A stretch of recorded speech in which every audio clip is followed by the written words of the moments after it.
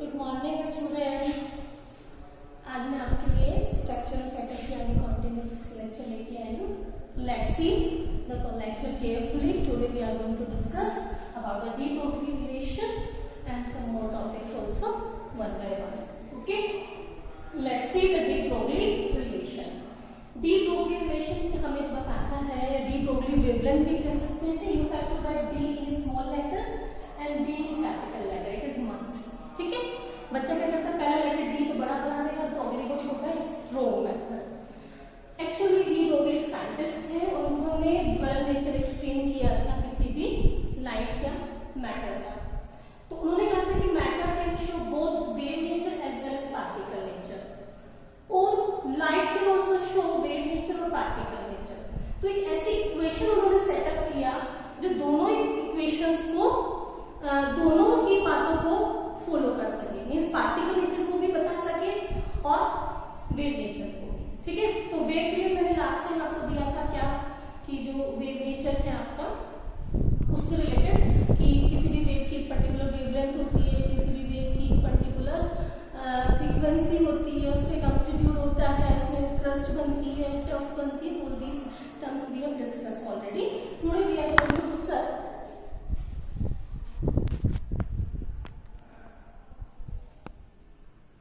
Today we are going to discuss about the dual nature of, ठीक है, and we are to discuss the de Broglie wavelength.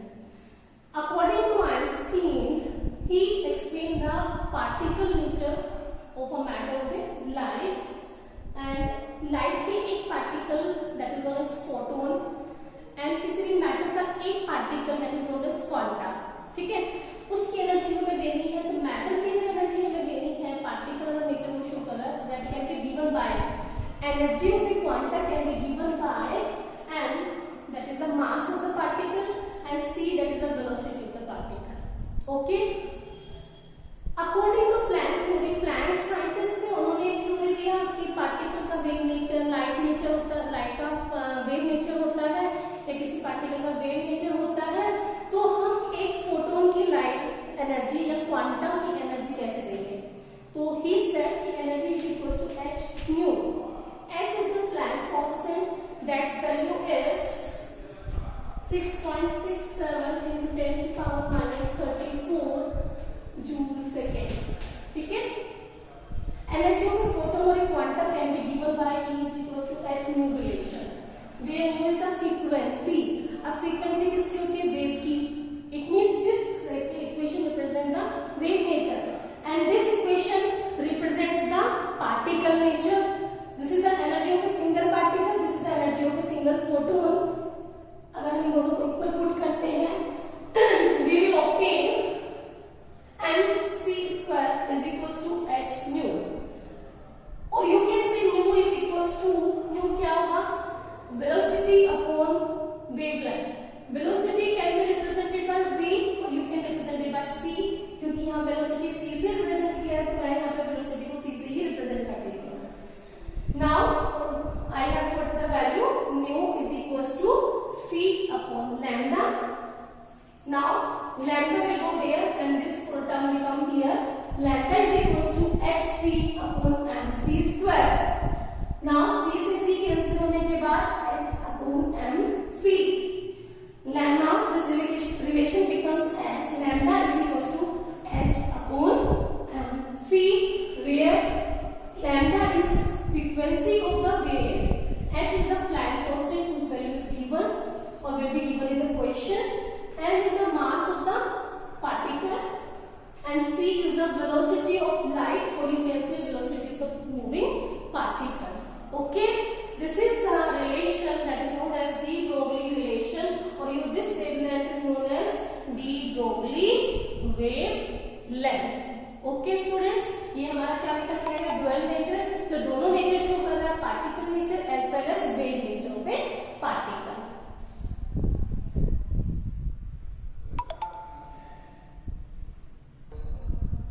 Now I am going to explain you about the Heisenberg uncertainty principle. Heisenberg uncertainty principle, uncertainty है जो accurate value ना हो। Okay, suppose I have a shell in this cell electron is moving, this is microscopic particle, we are unable to see it clearly with our naked eyes. ठीक है, तो अगर मैं इसको किसी चीज की हेल्प से, सपोज करो माइक्रोस्कोप की हेल्प से अगर मैं इसकी पोजीशन निकाल पाती हूँ, तो क्या मैं उसी समय इसकी वेलोसिटी निकाल पाऊंगी? आई थिंक सो नहीं, क्योंकि बेटा मैं इसको देख ही नहीं पा रही हूँ, बड़ी मुश्किल से मैं इसको देख पाऊंगी। तो क्या मैं उस समय एक ही टाइम में दोनों position as well as its velocity, अब वो भी एक्यूरेटली, क्या मैं इसको पता लगा पाऊंगी? नहीं। ठीक है, पता लगा सकते हैं लेकिन वो एक्यूरेट नहीं होगा, या फिर पता लगा सकते हैं तो जिस टाइम पोजीशन पता लगाएंगे तो वेलोसिटी चेंज हो जाएगी, जब वेलोसिटी पता लगाएंगे तो पोजीशन, यानी कि एक ही समय में हम दोनों चीजों को एक्यूरेटली पता नहीं लगा पाएंगे। यही बात किसने कही है? हाइजेनबर्ग प्रिंसिपल में कही गई है कि for any microscopic particle we can not determine the position of the microscopic particle as well as its momentum. Momentum is denoted by p, and it is the product of mass of that object with the velocity of that object. Mass, suppose मेरा कोई मास है, मैं कोई movement show कर रही हूँ, मेरा मास और मूवमेंट की मास और मेरा जो मास है उसकी मेरी वेलोसिटी के साथ प्रोडक्ट कर दी जाए तो मेरा क्या निकल के आ जाएगा? मोमेंटम। तो what is momentum? Momentum is the product of mass and velocity of a particular object. ठीक है, तो बात कर रहे थे अनसर्टेनिटी हाइजेनबर्ग के प्रिंसिपल की। He said that it is impossible to determine accurately and simultaneously the position as well as the momentum of a microscopic particle. Exactly नहीं पता लगा सकते, simultaneously नहीं पता लगा सकते, ये बात किसने कही है? हाइजेनबर्ग ने। उसमें एक मैथमेटिकल एक्सप्रेशन भी दिया है। This is position, this is uncertainty position into this is uncertainty in momentum is greater than or equals to h upon 4 pi. Put the value of momentum and delta v greater than or equals to h upon 4 pi, or mass will come here. This is the relation. There are various questions, numerical portion given on this portion, which can be solved on this mathematical expression. M delta v greater than or equals to h upon 4 pi m. M will go there. This is the mathematical expression for Heisenberg uncertainty principle. इसकी limitation है बेटा, इसको हम सिर्फ microscopic object पे ही लगा सकते हैं, इसे मैक्रोस्कोपिक ऑब्जेक्ट पे नहीं लिखा सकते, यानी कि जिन ऑब्जेक्ट्स को हम देख सकते हैं उन पे हम इसको यूज नहीं कर सकते। हम सिर्फ इसको तभी यूज कर सकते हैं जब हम पार्टिकल को अपनी इन नेकेड आई से ना देख पाए। ओके स्टूडेंट्स, चलिए बेटा ऑर्बिटल्स के बारे में कुछ देख लेते हैं। ऑर्बिटल्स के बारे में हम बात करते हैं तो पहले मैं थोड़ा सा रिव्यू करा दूं आपको कि हमने पहले शेल्स पढ़ा था। कौन कौन सी शेल्स पढ़ी थी? K shell, L shell, N shell, ऐसे करके। फिर हम उसके बारे में बात किया था सबशेल्स के बारे में। सबशेल्स कौन कौन सी थी हमारे पास? H subshell, d subshell, p subshell, d subshell और एफ सबशेल्स। अब मैं आपके बारे में क्या बताने जा रही हूँ आपको? डी ऑर्बिटल, सॉरी ऑर्बिटल्स के बारे में आपको मैं बताने जा रही हूँ। ठीक है, तो जैसे आप हर किसी की शेल फिक्स थी कि के में कितनी सबशेल्स होती हैं, एल में कितना सबशेल्स है, एम में कितना सबशेल्स है, ऐसे ही सबशेल्स के अंदर कितने ऑर्बिटल्स हैं ये फिक्स है। ठीक है, चलिए बात करते हैं। एस है ओनली वन ऑर्बिटल। ओके, जो एस की शेप होती है वो स्फेरिकल शेप होती है। ठीक है, इसमें प्रोबेबिलिटी सब जगह जो जो प्रोबेबिलिटी होती है इलेक्ट्रॉन मिलने की वो 0 होती है और यहाँ ज्यादा होती है। इसका एक ही ऑर्बिटल होता है और इस एक ऑर्बिटल के 2 इलेक्ट्रॉन्स की कैपेसिटी है और इलेक्ट्रॉन्स को हम इस तरीके से दिखाते हैं। इलेक्ट्रॉन्स को हाफ एरो से दिखाएंगे, एक इलेक्ट्रॉन का मतलब होता है एक हाफ एरो। ठीक है, अब जब हम एक ऑर्बिटल में 2 इलेक्ट्रॉन्स फिल करते हैं तो दोनों की स्पिन मतलब डायरेक्शन सेम नहीं रखते हैं। एक अगर क्लॉकवाइज रोटेट करेगा तो दूसरा एंटी क्लॉकवाइज रोटेट करेगा। ओके, यानी कि एक ऑर्बिटल में सिर्फ 2 इलेक्ट्रॉन्स आ सकते हैं। दोनों इलेक्ट्रॉन्स को कैसे दिखाते हैं? हाफ एरो से। एक अगर अपवर्ड दिखाना है तो दूसरा डाउनवर्ड, दोनों की डायरेक्शन एक नहीं हो सकती। और एक ऑर्बिटल में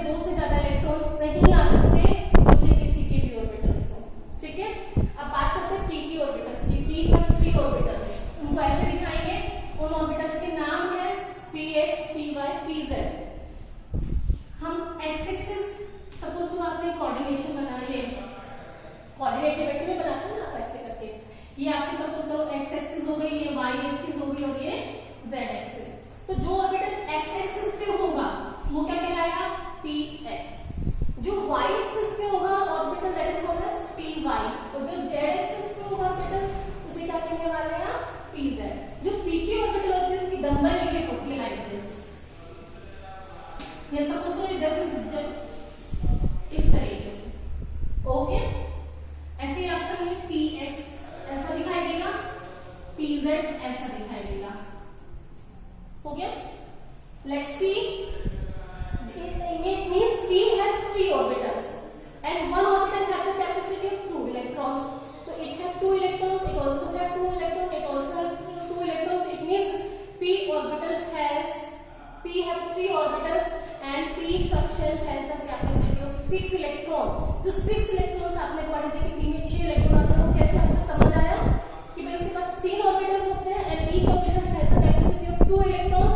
We will fill like this, 1 2 3 4 5 and 6 like this.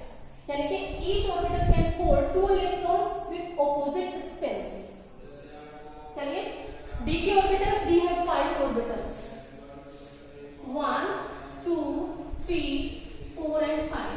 इनके नाम इस तरह के, their name are d x square minus y square, d z square, d x y, dYz and dXz. These are the names of the 5 orbitals of D, and each orbital has the capacity of 2 electrons. It means full D has a capacity of 5 orbital. It means 10 electrons. Now D has 7 orbitals, 1 2 3 4 5 6 and 7 like this, and each orbital has the capacity of 2 electrons. Means we can fill in F 7 electrons in this.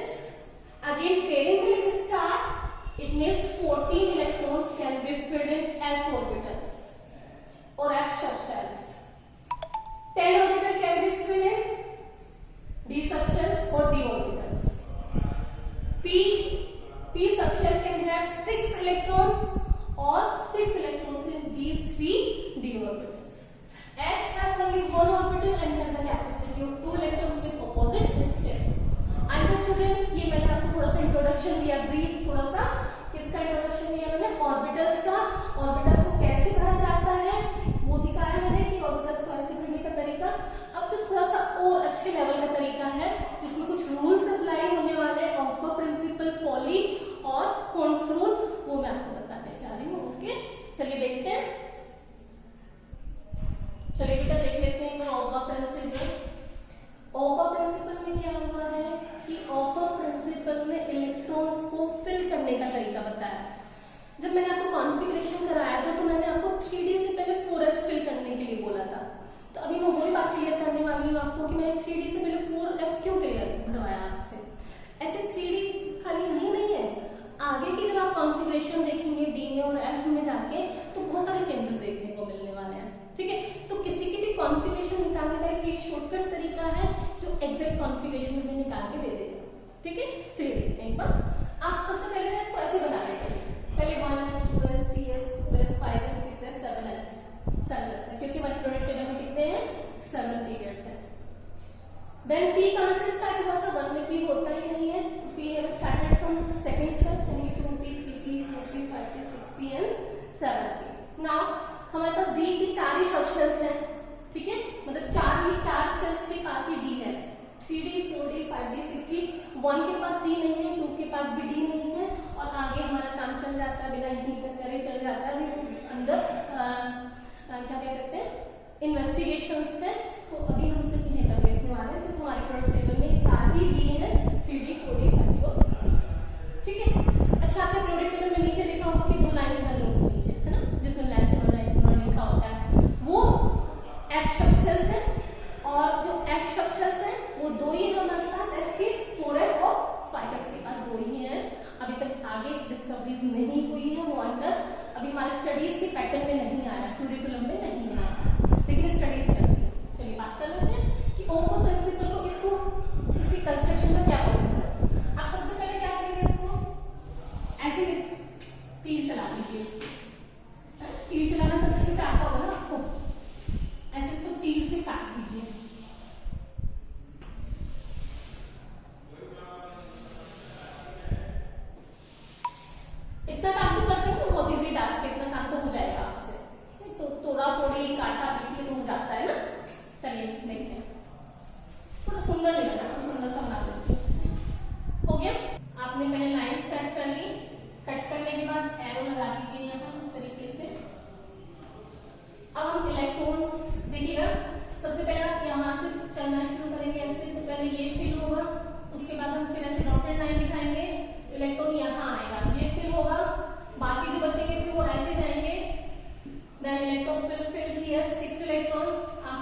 तब भी electron बचता है, तो it will come in 3p। उसके बाद हमारा आगे ऐसे नाउ 3p 4s, 4s के बाद हम चलेंगे फिर से यहाँ पे 3d, 3d के बाद 4p, then 4s 5s, then फिर हम ऐसे जाएंगे, then 4d 5p 6s, then we will come here 4f 5d 6p 7s.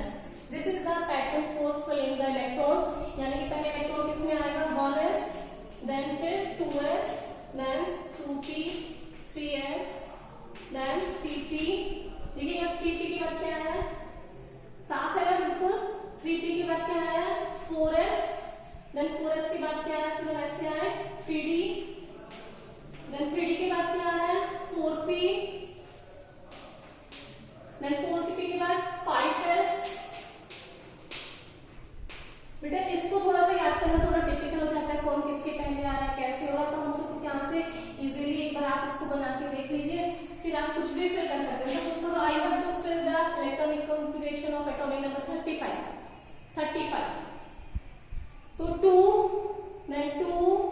then 6, then 2, then we will come here 2 6, then 2, then 3 में डी में कितना था 10, मीन्स पहले हम फिल करते चले 2 2 6 2, how much 4 6 10, 2 12 और 6 18 और 2 20 और 10 30, how many left 5, it means it will be 5 here, it means this is the configuration for। अब हम जब कॉन्फ़िगरेशन लिखते हैं, मैंने कहा कि right the configuration roll number 35 sorry, तो 35 के लिए लास्ट इलेक्ट्रॉन किसमें आया 4p5, I will write 4s2 here, this is the outer configuration। जब कॉन्फ़िगरेशन की बात होती है हमें सिर्फ आउटर कॉन्फ़िगरेशन चाहिए होती है, अंदर से हमें कोई लेना देना नहीं होता, तो ना लिखने की जरूरत होती है। और कॉम्पिटिशन की वजह से भी आउटर कॉन्फ़िगरेशन ही आपको देके रखिएगा। हो गया क्लियर? मींस थर्ड शेल का जो डी था हम उसको छोड़ देंगे, क्योंकि यहाँ 4p5 आया, मींस फोर्थ शेल की बात हो रही है, तो फोर्थ शेल का हमें क्या लेना है p लेना है। अंडरस्टूड? सपोज करो take one another example, take the configuration of atomic number, suppose करो 42 की लिखना है मुझे। चलिए देख लेते हैं, यहाँ 30 हो जाएगा, 36 और 2 38, देन फिर मैं कहाँ जाऊंगी यहाँ पर 38, मुझे कितना फिल करना है 45, हाउ मेनी लेफ्ट, यस कितना 7, तो I will write here 4d7, तो मुझे क्या लिखना है 4d7, ठीक। और क्योंकि पीरियोडिक टेबल में देखिएगा जो S है वो इधर है, मींस लेफ्ट साइड में आपका S है, उसके बाद जो D है वो बीच में है और P कहाँ है राइट साइड में, समझ गए? तो हम क्या करना है 4s2 4p6 and 4d7, this is the configuration of the atomic number 45। इसी सीक्वेंस से ही लिखेंगे यहाँ पर, पहले S लिखा जाएगा, फिर P लिखा जाएगा और फिर D लिखा जाएगा। Okay, I think so clear to all कि हमें कैसे इलेक्ट्रॉन फिल करना है। हम अपनी मर्जी से सीक्वेंस यूज नहीं कर सकते हैं, सीक्वेंस इसकी ऑर्डर में फॉलो होगा, तो वहां पे बहुत सारे वेरिएशन आएंगे, जैसे यहाँ पे 4p आया, उसके बाद 5s आ गया, 5s के बाद कौन आना देखिएगा, 5s के बाद आ गया 4d, 4d के बाद आ गया 4p, then 6s2, then 4f की बात आ रही है, मींस थोड़ा डिफिकल्ट होता है इसको याद करना सीक्वेंस में, तो आप पहले ऑर्डर प्रिंसिपल बना लेंगे और जिस पे टॉपिक नंबर की आपकी कॉन्फ़िगरेशन लिख के देखनी है आप वहां से लिख के देख सकते हैं। ओके, दिस इज हमारा क्या हो गया ऑर्डर प्रिंसिपल। देखिए बेटा, let's see the Hund's rule. Hund's rule में हम देखने वाले हैं कि इलेक्ट्रॉन्स ओपन ने हमें बताया कि इलेक्ट्रॉन शेल्स में कैसे फिल होते हैं, तो कौन सी सब शेल पहले आएगी, कौन सी सब शेल बाद में यूज होगी। यहाँ पे हमें ये बताया ऑर्बिटल्स की बात में कि ऑर्बिटल्स के अंदर जो इलेक्ट्रॉन्स फिल होंगे वो कैसे होंगे। Let's see an example of nitrogen. Nitrogen its configuration is 1s2 2s2 and 2p3, ये तो आती है, सिखा चुके, सबने लिख के भी दिया था, सबको आ गया, वेरी गुड। चलिए 1s2 it means it has 2 electron like this, it also have 2 electron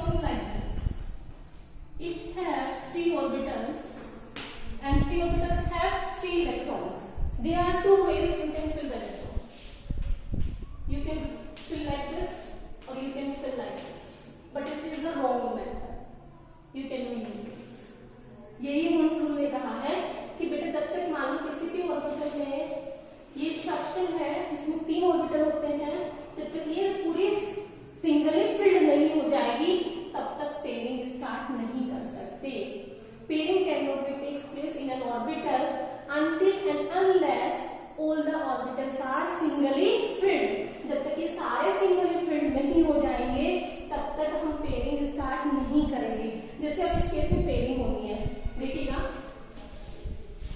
मैं सिर्फ ये वाला केस दिखा रही हूँ आपको। It has 3 electrons, we will fill like this 1 2 and 3, not like this, ठीक है। Now I have 4 electrons here, तो this is the wrong method, this is wrong method. Correct method is that first of all fill singly, then you 1 2 and 3 and like this 4. Okay, this is the orbital configuration. यानी कि जब अभी आपने last time configuration लिख के दिखाई थी, उसमें आप मुझे लास्ट वाला जो है लास्ट, ओनली सिर्फ मैं लास्ट की बात करूंगी, ठीक है। तो जिसका जो भी लास्ट है, जैसे सोडियम में लास्ट क्या है S, 3S, क्लोरीन में लास्ट क्या है 3P, क्रोमियम में लास्ट क्या है 3D, है ना। तो हम सिर्फ लास्ट वाले की बात करेंगे कि लास्ट इलेक्ट्रॉन कौन से शब्द शैल में गया है, सिर्फ हम उसी का ये चीज ड्रॉ करके देखते हैं। हो गया क्लियर? अब आपने जो 1 से लेकर 30 तक के एलिमेंट्स कॉन्फ़िगरेशन लिखी है, उन सबका ये ऑर्बिटल डायग्राम बनाना है। हो गया सबको क्लियर? सिर्फ लास्ट कॉन्फ़िगरेशन का बनाना है। हमारी बॉक्स बनाइए, 5 ऑर्बिटल है तो 5 बनाइए, ये P में जैसे 3 ऑर्बिटल होते हैं तो 3 वाला बनाइए, उसमें एक इलेक्ट्रॉन आएगा, एक फिल कीजिए, 2 है तो 2, 3 है तो 3, like this you have to prepare. Okay students, आज के मैं इस लेक्चर में सिर्फ इतना ही रखते हैं और ये वाला वर्क मुझे आप करके भेज देंगे। बाय।